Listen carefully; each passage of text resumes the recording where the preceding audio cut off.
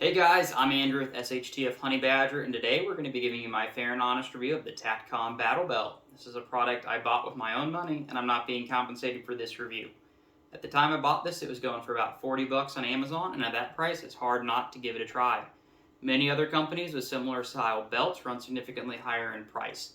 This belt comes available in OD green, Ranger green, black, coyote brown, and flat dark earth. And the belt that I have in front of me here today is the OD green version. The Tacticon belts are a one-piece belt system, which means it can be taken off and on your person in one go. There is no inner belt you have to weave through your belt loops.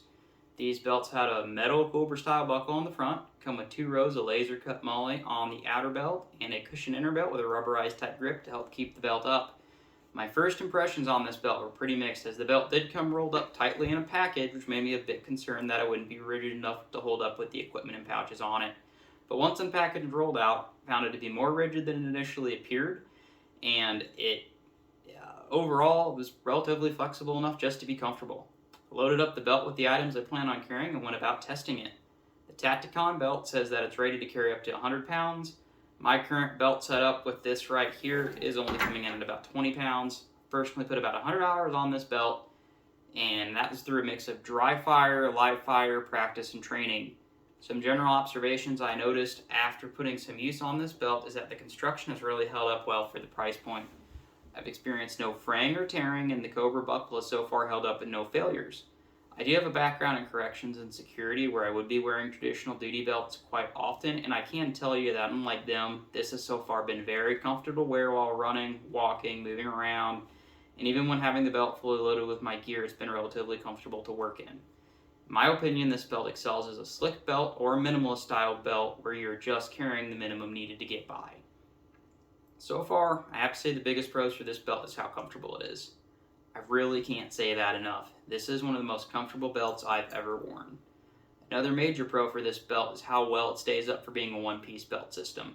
I found that it stays up high on your hips consistently while carrying the gear you need, as long as you make sure you're keeping the belt adjusted properly. The last major pro I have is this belt, again, for that price point of $40, is really just hard to beat. Now for the cons, on the other hand, and I do have a few I want to mention. The Cobra buckle on this belt so far has held up well, but I do feel like it's a lower quality construction than many of the other Cobra belt buckles I found out there on the market. Part of that's just going to be due to the fact that you are buying a $40 belt and not a $140 belt. And I do feel like that may be one of the main points of failure you could potentially have happen if you are too rough or you put too much force on that buckle. I've also kind of observed that this laser cut molle on this belt, while providing with that slick feel, is relatively thin, and I would be cautious not to put too much weight on each individual section, as I could see it potentially ripping under a heavy load over time. I don't feel like this is relatively a unique problem to this belt though, and I've personally noticed laser cut mulling in general just tends to have that thinner, weaker feeling to it when you compare it up to traditionally sewn molle. So what is my overall verdict with this belt? I think overall this belt is a great option if you're someone looking to set up a belt on a budget, a minimalist belt, or a belt that's going to be quickly deployable. I'd personally put this belt on the same level as a product from Condor Outdoor, which that's typically what I'm going to measure up against as a benchmark for entry-level tactical gear, and one that I would say most people in the market generally are familiar with and would kind of consider the same. If you have any questions or comments about this, or you have your own experiences you want to share, drop them down in the comments below, and don't forget on your way out to hit that like and subscribe button.